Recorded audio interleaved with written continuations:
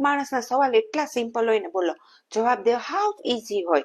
મને કે તમે સૌથી વધારે ખુશ ક્યારે હો? લો, એ કઈ પૂછવાની વસ્તુ છે? આખા ગામની, આખા શહેરની બધી સ્ત્રીઓને ખબર હોય ક્યારે ખુશ હોય.